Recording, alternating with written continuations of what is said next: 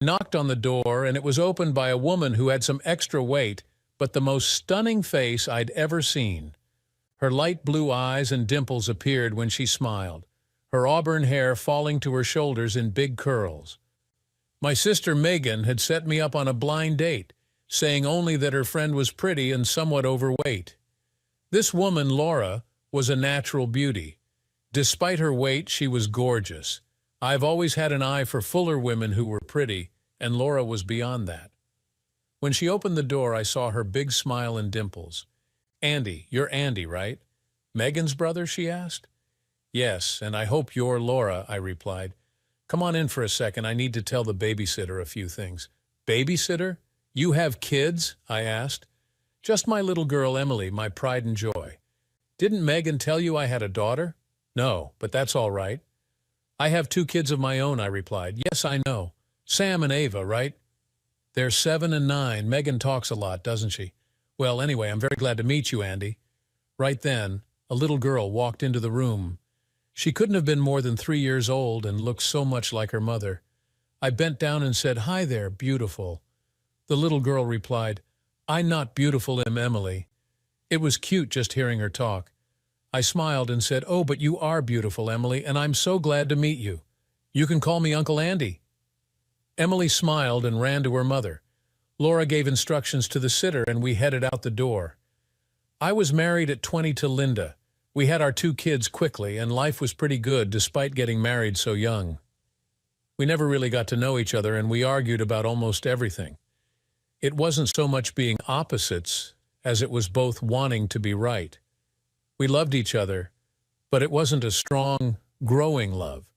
It was fragile.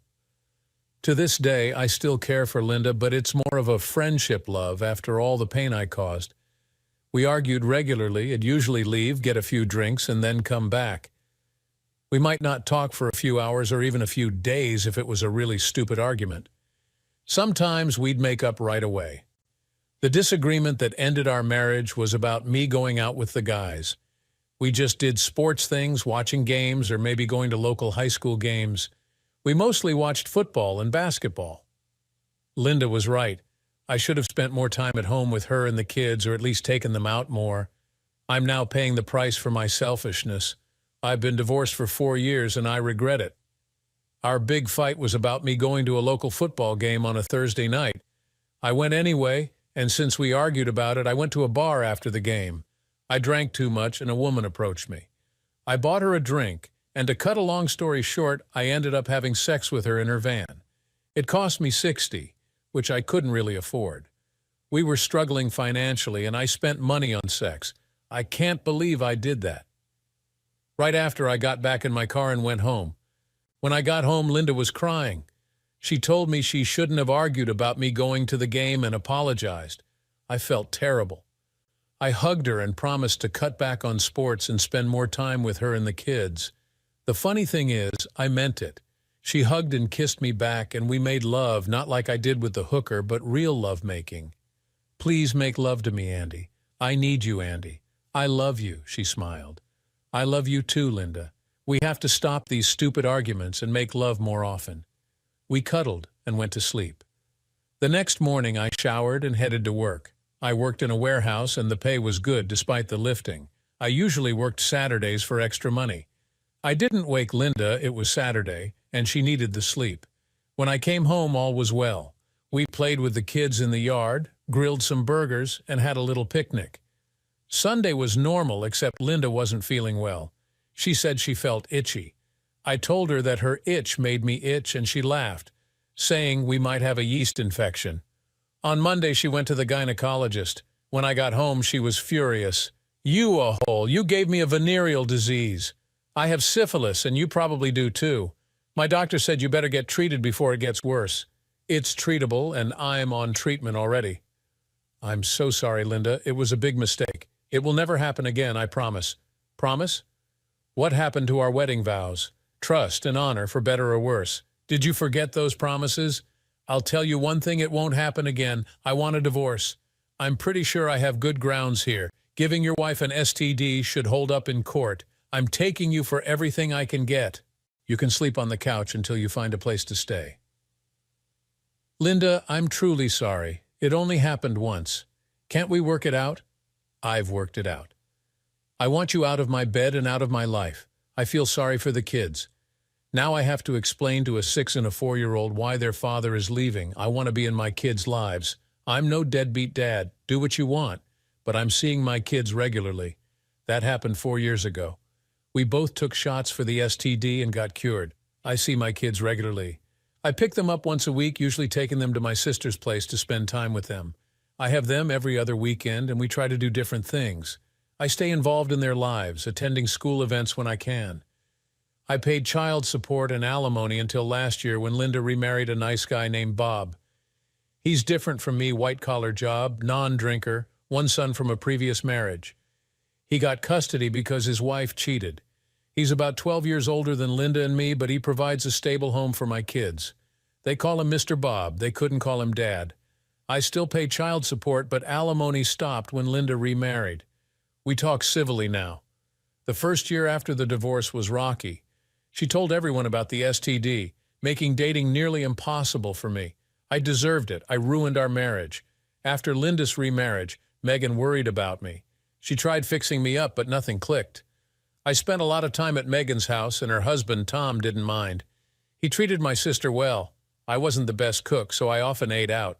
I worked extra hours for the money. I got promoted to warehouse manager, which was nice with the pay increase. I expected Linda to ask for more child support, but she never did. She said I was a good dad, just a lousy husband. Laura and I got into the car. She looked at me and said, "Andy, just so you know, I'm a nervous wreck." I don't date often, but Megan was persistent, and I finally gave in. I've never been on a blind date before. I thought it was for young people, and I'm 26, said Laura. I've never been on one either. I haven't dated much since the divorce, even though it's been 4 years. I'm glad Megan set this up. We had dinner and talked about our jobs, but not about our past marriages. Laura was so nice and easy to talk to. I liked her immediately. I didn't push it after all. We just met, and I didn't want to lose her. We saw a horror movie, and she held my hand through most of it. I played the gentleman, no touching or sexy talk. I wanted this relationship to last. After the movie, I took her back to her condo. She had a newly remodeled place in a well-kept community. I walked her to the door, and she looked nervous. "Do you want to come in?" she asked. I didn't want to push my luck. I did everything right so far and was afraid I'd make a pass if I went in. I didn't want the night to end. She was becoming special to me, and I didn't want to blow it. "No, I better get home." "I'd like to see you again," I replied. We were holding hands as she leaned in and gave me a gentle kiss. I didn't push it, even though I wanted to make love to her right there. She had a tear in her eye when she said, "Okay, that would be nice." "Good night, Andy. It was really nice meeting you." She then went inside. Driving back, I hoped she liked me. I'd have to wait and see what Megan had to say. On Monday, I got a call at work from Megan. "What the hell did you do to Laura, Andy?" Megan asked. "Nothing, Megan. I was the perfect gentleman. I didn't even try to kiss her." "Why? What's wrong?" "She came to work crying today. I asked her what the problem was, and she said you didn't like her and that she cared for you. Didn't like her." "Where did she get that idea?" "Damn, Megan, I'm crazy about her. That's why I acted like a gentleman. I didn't want her to feel I just wanted sex. I told her I wanted to see her again. Andy, she told me she had to hold your hand and kiss you at the end of the night. And worst of all, she invited you in, and you turned her down. I was afraid I might try something if I went in. I respected her too much to take that chance. You idiot, that's why she invited you in. Now she thinks you were just being nice because I set it up and that you thought she was too fat. Damn, I was trying to do the right thing. She isn't fat, and I never said anything like that. In fact, she's the prettiest girl I've ever met. You women, no matter what a guy does, it's always wrong. Hell, Megan, maybe I'll call her and apologize. But what am I apologizing for? Not screwing her? Not having sex with her? For acting like a gentleman? I don't get it. Andy, I'm going to tell you what she told me, but you can't let her know I told you, okay? Of course I want to see her again, but I'm not sure what the hell a guy is supposed to do. She's crazy about you. She hasn't been with a man since her divorce almost 3 years ago. She's very vulnerable. She thought you didn't want to date a woman with a kid. I'm sorry for not telling you that, but Emily is a great kid. I wanted you to meet her first so you wouldn't judge Laura for having a child. I figured you'd fall in love with Emily when you met her. So I should call Laura and act like I don't know anything? Yes, but don't just grab her. Take your time. You two are made for each other. Trust me, I'm your big sister after all. Is she at her desk now? Is it okay to call her? Sure, but don't let her know we talked, okay? Okay, sis, and for the record, I really do like Laura. Thanks for the blind date. And yes, I love little Emily. She looks just like her mother. I called Laura's number, and the phone rang. Laura Jones, how may I help you? By going out with me again, I replied. Andy, you actually called me again. I thought I interrupted her. Laura, I have to tell you something, and please tell me if I'm out of line. I thought about you all weekend. When you went into the house, I saw a tear in your eye. I wanted to come in, but I was afraid I'd be rejected. I wanted to see you again. I didn't want to push my luck. Are you saying you like me, Andy, even though I'm overweight and have a child? Overweight? Stop thinking like that. You're the most beautiful girl I've ever met, and I want to see you again. And as far as Emily is concerned, she's as pretty and nice as her mother. So are we going to see each other again? I'm free Saturday. In fact, I'm free every Saturday, laughed Laura. I have my kids this weekend and was going to take them to the zoo. Would you and Emily like to come with us? Are you serious? We'd love it. Emily loves animals. Would it be okay with your kids? No problem. I'm the dad. Besides, the kids would love watching Emily. They get a kick out of younger kids. We all went to the zoo, and it was like one big, happy family. My kids loved pushing Emily around and playing with her as much as they enjoyed the zoo. As for me, I enjoyed being around happy kids and a beautiful woman. I know I'd only known her for a couple of weeks, but I was falling for her. I started putting my arm around her waist and holding her hand. I wanted her to know it was me making the moves. We were in the aquarium where it was pretty dark. The kids were all staring at the sharks, and I backed Laura into a dark doorway where no one could see us and kissed her. I just leaned in and kissed her, and she kissed me back. I then pulled away and said, Laura, I'm not sorry for that. I thought you ought to know. There are some things I can't help, and wanting to kiss you is one of them. She just smiled at me but didn't reply. I took her hand and we continued following the kids. It might seem silly, but this was probably one of the best days of my life in recent years. The zoo was closing and no one was ready to leave. I was so happy for the kids. We went to a park and let the kids play on the swings while Laura and I just watched. Sam and Ava treated Emily like a little sister.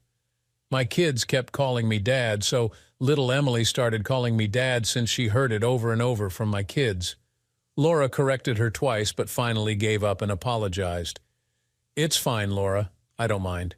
In fact, I kind of like it. She's one sweet little girl. I dropped my kids off at their house and drove Laura home. She looked at me and invited me in. This time I went in. She offered me something to drink, and I took a soda. She said she was going to put Emily to bed early since she missed her nap. Say goodnight to Uncle Andy. It's time for night-night. Little Emily came up to me and gave me a kiss on the cheek. Good night, Daddy. I have to go to bed. Good night, beautiful little girl. Sweet dreams. Laura came out and sat next to me on the couch. Things are going kind of fast, aren't they? She said. Yeah, we need to talk. There are things you need to know about me before things go too far. What kind of things, Andy? About my marriage and why it ended. You need to know. You might not want to have anything to do with me. I need to put all my cards on the table. Andy, I know all about your divorce, about you getting drunk and having sex with a hooker and then bringing it home and giving it to your wife. Megan told me everything. You're clean now, right? My God, what did my sister tell you? Did she tell you that I'm falling in love with you even though we just met? No, she didn't. Are you, Andy? Or was that just an off-the-wall statement? Yes, I think I am. I have this feeling of wanting to be with you and thinking about you. To be honest, I don't know if it's love or lust, but I want in your pants. I don't want to just screw you. I want to make love to you if I still remember how. Andy, I haven't been with any man since my divorce 3 years ago. I don't know if I'm good in bed or not. Would you give me your opinion? She smiled. Laura, why are you divorced? You're so nice, so beautiful. My God, you're the total package. Why would any guy let you go? Geez, Andy, I'm not all that much, but thank you. You are that much. I'm telling you that, and I haven't even got in your pants yet. Okay, Andy, I need to get serious and tell you about myself. I was young and Kyle was my boyfriend. We dated for a couple of years, and he was the wild, rugged type. You know, the kind that's supposed to be dangerous. Well, he was. I got pregnant, and we got married. Instead of being happy, he blamed everything on me. When Emily arrived, he wasn't even there. He was out with his friends. We fought every time we were together. He still went out and picked up women and had sex with them. He told me I got fat after having the baby and didn't want anything to do with me. She had tears in her eyes, so I held her and kissed her on the forehead. I didn't even know this guy, and I already wanted to do him in. Laura continued, he came home one night, demanding sex, and told me to get in the bedroom. I was holding Emily at the time. I told him to drop dead and that I was getting a divorce. He backhanded me, and I fell to the floor. He kicked me at least 3 times. I felt the pain but was busy trying to protect Emily. If he had hit her, it would have killed her. Finally, I heard the police coming in the door. The neighbors heard the commotion and called them. He was arrested and served 4 months. It's okay, you don't have to say any more, I said. No, I have to finish. I was bruised and banged up. The paramedics told me to go to the hospital, but I had to take care of my baby. I healed quickly, except for my ribs, he cracked one. I applied for a divorce and got it. After he got out of jail, the police brought him by to get his things. He's not allowed around me and can only see Emily with someone else present. He's never come to see her. He's supposed to pay $100 a week in child support, but he rarely does. He owes over $20,000. I don't care, I just don't want him in Emily's life. Now you know my story. Do you still want to be with me? No, I said. A look of horror crossed her face. I want to make love to you, not just be with you, I said. She smiled and kissed me sensuously. Damn, what a kisser. I honestly believed I could come just from kissing her. It was my feelings for her that made me feel this way. I wasn't going to tell you about the lovemaking we had afterward, but it's so embedded in my mind I have to share some of it. She checked to make sure Emily was asleep. She put on an old CD with romantic songs playing. I was listening to I Can't Help Falling in Love with You as she slowly took off her clothes. She dimmed the lights and came to me. We made love. When I woke up, it was dark. The CDs were still playing. Baby, baby, don't get hooked on me, 'cause they'll just use you. Then Set You Free was playing. It was never going to happen. I was already hooked on her. As I sat up to go to the bathroom, Laura rolled over on her back. She was awake. Andy, I know we've only known each other for a few weeks and we don't know everything about each other, but when I said I love you in the heat of passion, I meant it. I know it might sound stupid, but I feel it in my heart. I know this relationship is going fast, but I needed to tell you. I don't need a reply from you, I just wanted you to know. When you get done in the bathroom, I'm going to ride you so you will never forget me. Laura, I've never been made love to the way you did with me. I will never forget you. You can take that to the bank. I got up and went to the bathroom. When I returned, she was on her knees and said, "Lay down, cowboy. I'm going to ride your Bronco." I couldn't believe how hard I was. She jacked me up and down a few times and began her ride. Damn, she was the best. We started dating regularly after that night. I'd see her once or twice during the week and most weekends. My sister said we both seemed really happy and wondered what was next. I told her we just decided to play it by ear. Our relationship was going well until one day I got a call at work. Andy Brown here.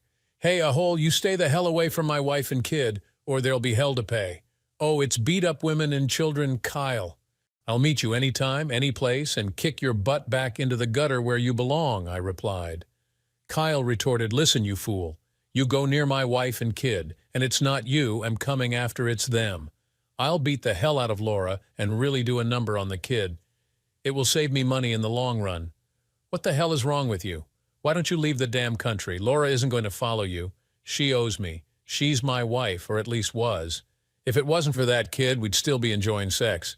She's pretty good at it, at least until she got so fat. Then she had me locked up, and I had to do hard time.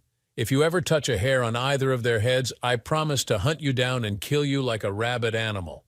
Look, a-hole, you hold the cards. Just stay away from them, and everything will be cool. I have people watching them. If I find out you've been there, I'll show up unannounced and do my thing. I guarantee you won't recognize either of them." He hung up. What the hell was I supposed to do? I didn't know what he looked like or where he worked or stayed. Damn it, damn it, damn it, what could I do? I couldn't see Laura or Emily until I found this maggot. I called Megan at work. "Megan, can you see Laura from your desk?" "Yes, she's working and smiling. I think she's in love." "Okay, I have to tell you something, but Laura's not to know." "What is it, Andy? You're sounding kind of weird." "I just got a call from Kyle, Laura's ex-husband." "What the hell did he want?" "His bad news, Megan.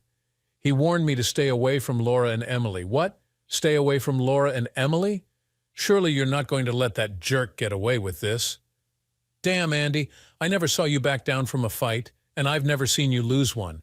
This is a little different, Megan. He's not coming after me. I already told him I'd meet him."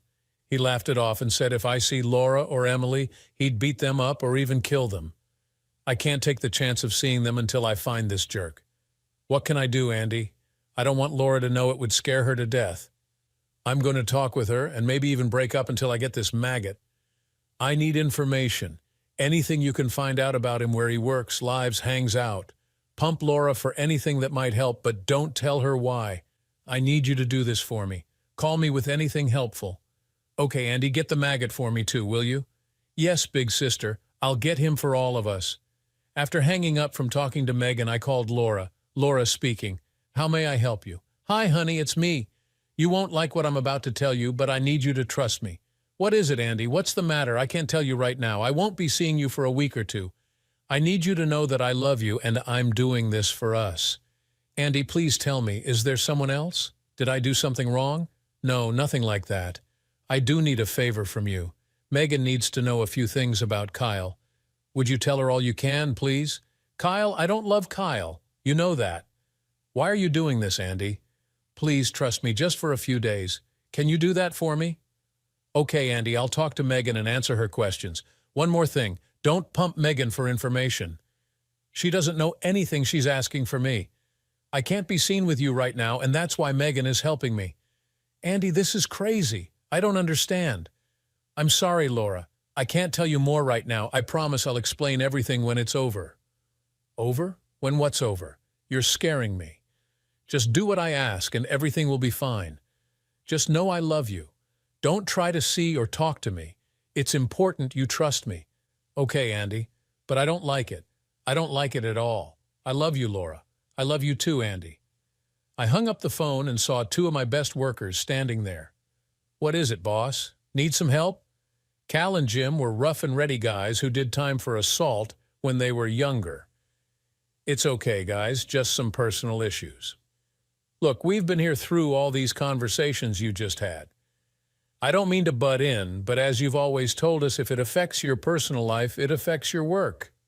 We're here for you, boss. That's what friends are for, said Cal. I remembered when these two came in together for a job interview. The HR department was nervous when they walked in. The manager called me into the office. I just stared at the two guys. They weren't necessarily big, but they were strong and mean-looking. Are you two here for an interview for the warehouse workers' positions? I asked. Yeah, man, we need the work. We just got out of jail and no one wants to hire us. Our parole officer said we better find work. We're always getting the runaround, but no jobs. We can do the work. We just need a chance to prove it, said Jim. Let me see your resume GCs. We don't have one, man. I'm a good worker, but not much of a book learner. We just need a chance to prove we can do it, replied Cal. Bill, give them both applications and let them fill them out. I'll take a look at them, I told the manager. Guys, don't lie on those applications. If you did time, put it down. I don't want liars working for me. I came back a few minutes later and they had their papers filled out. According to their paperwork, they were best friends, like two peas in a pod. Their work experience was poor, but they looked strong. I took them to the warehouse and told them to move some furniture. Put those sofas and chairs on the truck and be very careful not to scratch or tear anything. Do we get the job, or are we just doing the work? Asked Cal. It all depends on how well you load that truck. You have half an hour. I went back inside and told Bill to put them on the payroll. He was worried, but went along. I went back to the warehouse about 20 minutes later, and they were done loading the truck. Well, Cal, Jim, you got the job. I'll tell you up front, I expect you to be honest with me, and I'll be honest with you. I give the work schedule, and I expect you to do the job. My door is always open. You have a problem, bring it to me. Remember, your personal life affects your work, so if there's a problem, we'll deal with it. You men wanted a chance to prove yourselves, and I'm giving it to you. Go out front and fill out your papers. Tell Bill I said to give each of you a free lunch voucher for loading that truck.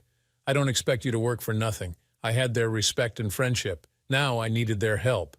Okay, Cal, my girlfriend was married to a true jerk. He beat her and now he's back. He told me to stay away from her. Geez, boss, excuse my language, but just go beat his butt. I'd love to, Cal, but I don't know the guy or where he hangs out or works. He's not after me, he's after his ex-wife and daughter. If I see them, he's going to hurt them. I can't protect them 24 hours a day. Who is he, boss? Asked Jim. Kyle Fisher is his name, but I don't have any other information on him. He did time for assaulting his wife, my girlfriend. We know the man, Andy. We were in lockup at the same time. He's a know-it-all jerk. You could whip his butt into next week. The problem is he has hangerson. What's a hanger-on, Jim? Stupid maggots that are yes-men for him. We call them toads. They do his dirty work. It wouldn't be a fair fight, Andy. These scum suckers play dirty. I can get down and dirty too, Jim. This maggot is going to pay dearly for his actions. I don't care if I have to take on all of them. You only have to take on one, boss. We have your back. Thanks, guys. See if you can find out where they hang out or something. I don't want to go to jail for this. I have to mark my time. Thanks again, guys. You are true friends. It was 2 days later when Megan called me. She said Laura didn't know anything about Kyle. Her checks were forwarded from child services. Megan, I need to find out who's watching her. I believe someone is spying on her. I need to know who. Andy, you need to tell her. She's worried sick. She will be in danger whether you talk to her or not. Please call her. She's been crying half the time at work here. I think keeping her in the dark isn't the best idea. You're probably right, Megan. I'll call her right now. Thanks, Megan, and good luck. I called Laura. Laura Jones, may I help you? Hi, sweetheart. It's me, Andy. It's so good to hear your voice. God, I've been worried sick. What's going on? Well, I'm going to tell you everything I know. It's not good, but I can't keep it from you. Kyle called me the other day and told me you belong to him. That's not true, Andy. I belong to you, only you. I know, sweetheart, but you have to listen. This is important. He told me if I come near you or Emily, he will harm you. Oh, God, no, it can't be happening. Honey, it's okay. Me and a couple of friends are working on it. I just can't take the chance of being with you and having Kyle following through on his threat. Andy, he's a psycho. He would follow through. What can I do to help? Kyle told me he is having you watched. Have you seen anyone following you or staring at you? Anything at all? I get stared at a lot, Andy. Big boobs and all, but no one in particular. Why did you hesitate just now, Laura? This might not mean anything, but a grandson of one of the old people a few trailers down has been staying over at their house more often. I turned him down for dates time and time again. He gives me the creeps. What's his name? Don't laugh, but it's George Hamilton. The last time I turned him down, he was really pissed. I tried to be nice, but finally told him to go screw himself. I don't usually talk like that, but I don't like him, and he wouldn't stop bothering me. Okay, honey, just know I love you, and we'll get through this together. Kiss Emily for me, will you? I sure will. She asked me where Daddy was last night. Okay, honey, take care. Bye. It was a couple more days when Cal and Jim approached me with some information. Kyle and his toads were working for a roofing company. It was hard to pin them down since they were never at the same place for long. Good job, guys. I knew I could count on you. Any more news? Yeah, boss. Kyle and his toads hang out at Joe's Bar on Maple Street. It's a pretty nasty place. We know because we used to hang out there ourselves. They're there most evenings. Do either of you guys know George Hamilton? They laughed. You don't mean the old actor, do you? No, guys. I think our spy is a George Hamilton. Cal spoke. I know a Georgie Porgy who was a rat in jail. Don't know his last name. Could be your guy. I'd know him if I saw him. Why don't you two go to the bar tonight and see what the latest is? Don't tell anyone where you work. We don't want to give anything away here. By the way, the drinks are on me, but you better be sober when you show up for work tomorrow. How about a little dinner too, boss? We hate drinking on an empty stomach. Okay, guys, try and keep the night under 100. They both laughed. 100 buys a lot of booze in a dive like Joe's. Cal and Jim came in the next day and found out a lot of crap. Andy, this jerk was laughing at you pretty good. Tell me everything. Start from the beginning. Cal and I went in and ordered dinner. By the way, boss, that was a pretty good steak. Anyway, while we were eating, Kyle and two of his toads came in and sat at the bar. We went up and acted like we were old friends. He asked us what we'd been up to, and we told him we just got out a couple of weeks ago and were looking for work. He told us he could get us jobs but would take a percentage. We told him we'd see about that later. We didn't really want to work all that bad. Jim continued. We asked him what he was up to, and he told us about the roofing jobs. Cal asked if he was still married, and he started laughing. He said he divorced the fat witch and told her boyfriend he was going to beat her to death if he ever saw her again. Then he told us he had Georgie Porgy watching her place. He said he was going to go after her, probably tomorrow. He told us we could come along and help gang bang her if we wanted. The jerk is dead in my book. I need to do something quick here. Jerry, we can't stand the jerk either. We're ready whenever you are. Okay, guys, here's the plan. After we made our plans, Cal handed me back 40. He said they decided not to buy the jerk a drink. They did have a few beers on me. I told them, anytime, guys, anytime. They told me the only one who knew my face was George. It was better if Kyle didn't know me until the time was right. I called my sister Megan and asked to talk to her husband, Tom. Tom was an ex-military man and knew how to handle himself. I told him what I needed and why. He agreed without hesitation. I then called Laura. Honey, is everything all right? I asked. Andy, I'm nervous every time I leave the house. I know that George is following me. When is this going to be over? I thought about calling the police, but I don't have proof of anything. I guess I have to get beat up or dead before they investigate. Honey, don't take it out on the police. They're just doing their job. I need to tell you that when you get home from work tomorrow, Tom, Megan's husband, will be there to protect you. Have Emily go with Megan for her own protection. We don't want her to see anything. What's going to happen, Andy? If Kyle has his way, you'll get gang-banged and left for dead. If I have my way, it'll be Kyle who gets what's coming to him. Oh my God, Andy. I don't quite understand, but I'm glad you're on my side. Andy, I love you. Please be careful. I love you too, honey. Don't worry, this will be over soon. For what it's worth, I love you too. I had one more thing to do. I had to contact a lawyer and get some parental guardianship papers. Kyle would be signing his rights away for Emily. I didn't want him near her ever again. The next day, we got all our work done early and headed to Joe's bar. I ordered a round of beers, and while we were drinking them, Kyle and two of his toads came in. He was a cocky sort, but by looking at him, I knew I could take him. Cal and Jim got up and told Kyle they were ready to have some fun. Kyle said, I gave that some thought, and it's some fine piece of meat. I'll let you guys in for 50 each.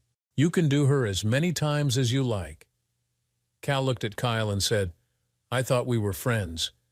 You're going to charge us for screwing your ex? What about these two losers with you? Did they pay? One of the toads spoke. Cal, he charged us 100 to be part of it. He says she's real pretty. I could tell the toads were afraid of Cal and Jim. Cal looked at the guy. Listen, you little toad. If I want to hear you speak, I'll let you know. No one was asking you anything. Sorry, Cal. I didn't mean to interfere, spoke the toad. Kyle interjected. Take it easy there, Cal. These are my friends, too. It's just business. I set things up like jobs and these gangbangs, and I get paid for my work, that's all. Now, Georgie is going to be at the place in a few minutes. He's supposed to call us. Jim looked at me and then at Kyle. Hey, Kyle, we came with a friend. Can he get in on the action for 50? Kyle looked over at me, drinking my beer. Sure, as long as he buys a round of beers while we're waiting for Georgie's call. I circled my finger in the air for the bartender to serve a round. One of the toads came up to me and said that Kyle wanted his money up front for the gangbang. You go tell your buddy that I'm not giving him anything until I see the goods up close and personal. He quickly ran back to Kyle, who looked at me and just held up his beer and grinned. Cal and Jim came back and sat with me. We heard Kyle's cell phone ring. "Yeah, you got her? You have a knife at her throat? She's in handcuffs? Don't do anything until we get there. It'll be about 10 minutes. Is the kid there? She is? Okay, see you in a few minutes. Okay, guys, follow me. The lady is waiting. We're even going to take the kid after we're done with the mom," laughed Kyle. I didn't know how I could hold my temper. I wanted to jump up and beat the hell out of this guy. Cal, Jim, and I followed Kyle and his toads in Kyle's van to Laura's house. As soon as we pulled up, Tom stepped out on the porch with a knife at George's throat. Tom had George handcuffed. "What the hell is going on?" yelled Kyle. "I thought you said you had her by the throat and in cuffs. This guy jumped me and said he'd kill me if I didn't do what he said. That's why I told you what I did on the phone. He can kill you if he wants to, you little wimp. You're nothing but a maggot. There are 6 of us here to do the job. He can't take us all on." Cal, Jim, and I got out of the car and headed toward the porch. Kyle screamed, "Georgie, there's Andy." Kyle turned around and looked at me. "Get back, Andy. There are still 5 of us and only 2 guys with you." "You worthless piece of human waste," said Cal. "Where with Andy?" "Hey, you 2 toads, I suggest you stay out of it," called Jim. The toads backed away. They didn't want to mess with Cal and Jim. "Okay, you scum-suckers, all mine," I said as I hit Kyle with a right fist across his left cheek. He went down with me jumping on top of him. Right fist again to the left side of his face. Another fist to his face. He was a bloody mess. "Cal, bring me that paper for him to sign before he loses his vision," I asked. "Okay, Kyle, you have 1 chance and 1 chance only. You sign this paper that says you give up all rights to Emily and I might let you live." I handed him the paper and he signed it, squinting as his eyes were swelling quickly. "Now for your apology." "I'm sorry. I'm so not to me, you dumb idiot. To Laura for making her life a living hell." Laura came out the front door and ran to me, hugging me. "Are you all right, Andy? I was so worried for you." "I'm fine, honey. I think Kyle has something to say to you." Kyle spoke. "I'm sorry for all the trouble I caused you. I promise it will never happen again. Please let me go." He was still on the ground as Laura kicked him twice in the side. "Once for me and once for Emily. We're not through with you yet, you damn fool. You wanted a gangbang? You perverted piece of crap." "A gangbang you will have," I said. I called over the toads and George. "Is this piece of trash your friend?" George spoke first. "No, we hate him. He just used us and made us his servants. We really don't like him. Then you guys take him, put him in his van, and gangbang him. You all paid him for a gangbang, didn't you? Here's your chance to get even," I said. "George, come here." I took off the cuffs and gave them to one of the toads to put on Kyle. "You followed Laura and gave her the creeps, didn't you, George?" "I'm sorry, Andy. It will never happen again," George gasped as I gave him a right to the midsection. He doubled over and fell to the ground. "Please, no more, please. Here's the way it's going to be. If I ever hear or see Kyle again in my lifetime, you 3 are dead men. Do I make myself clear?" "Yes, Andy, sir." "We promise you'll never hear from Kyle again. I suggest the 3 of you disappear as well, just in case I change my mind." The van took off, and we heard screaming from inside. I guess they were getting the gangbang they paid for. We never heard from any of them again. We heard sirens and the police pulled up. They looked at us. Cal, Jim, and Tom were drinking a beer, and I had my arm around Laura. "What's going on here?" "We got a call about a domestic disturbance." "I'm sorry, officer. It's my fault. I just asked my girlfriend to marry me and she accepted. I guess my friends and I made a little too much joyful noise." "Well, celebrate a little quieter if you can, and congratulations to both of you." "Thank you, officers. I'd offer you a beer, but I guess you're still on duty." We all headed back into the house. "Laura, Tom, I want to introduce you to 2 of the best warehouse workers in the business. Meet Cal and Jim." They all said their hellos, and then Cal and Jim said they would be on their way. The 3 of us came in Jim's car, and I told them I would catch a ride with Laura later. I would see them Monday at the regular time. Cal looked at me and said, "Are Jim and me invited to the wedding, boss?" "You sure the hell are with all the beer you 2 can drink." "Thanks, boss, and congratulations to you and Laura." As they left, Laura was smiling at me. What did I do?" I asked. "You told the police, Cal and Jim, that we are getting married. When are you going to ask me?" Right then a car pulled up and out jumped Megan and Emily.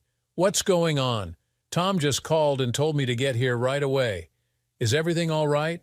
Where's Tom?" "Hi, honey. I didn't think you'd want to miss this. Andy is about to propose to Laura." Tom was walking out of the house. "Oh my God, my little brother is going to marry my best friend," Megan said as she started crying. All eyes were on me. I reached into my pocket and pulled out a piece of paper. On it was a saying or poem. "Laura, I found this poem. I think it explains how I feel much better than I can say it. I don't know who wrote it." It said anonymous. "A woman, be very careful if you make a woman cry because God counts her tears. The woman came out of a man's rib, not from his feet to be walked on, not from his head to be superior, but from the side to be equal, under the arm to be protected, and next to the heart to be loved. Laura, I love you with all my heart and soul." I got down on one knee. "Laura, will you marry me?" Laura and Megan were both crying. I reached into my pocket and pulled out a ring. "Oh God, thank you, Andy. Yes, yes, yes, 1,000 times yes, I will marry you," she said as I slipped the ring onto her finger. I looked over at Emily, who was crying because her mother was. "Sweetheart, Emily, will you be my little girl, my daughter? Then Sam and Ava will be your brother and sister." "Yes, Daddy, I be your daughter," she smiled as well as the rest of us. We've been married about 6 months now, and it has been wonderful. We had a small wedding, but lots of food and beer for the guests. Even Linda and Robert showed up. Sam and Ava were happy they now had a little sister to tease. Cal and Jim went together and bought us a 3-day stay at a luxury hotel for our wedding gift. The card said, "To the best boss ever and his beautiful wife. Thanks again for believing in us and giving us a second chance." We see Megan and Tom often. They are our best friends. Laura's off the pill now. We don't know if we will have a yours, mine, and ours household or not. Time will tell. We did take the parental agreement to the judge, and I now have a daughter named Emily who carries my last name, just like her mother. We have never heard from Kyle, George, or the Toads again. Cal and Jim stopped by Joe's bar one day to ask around. All the bartender knew was they came in with us that one night and never returned, which is fine with me. Thanks for tuning in. What would you do if you were in Andy's shoes, facing a dangerous ex while trying to protect the ones you love? Let us know in the comments below. If you enjoyed the story, don't forget to like, share, and subscribe for more incredible tales of love, betrayal, and redemption. See you next time.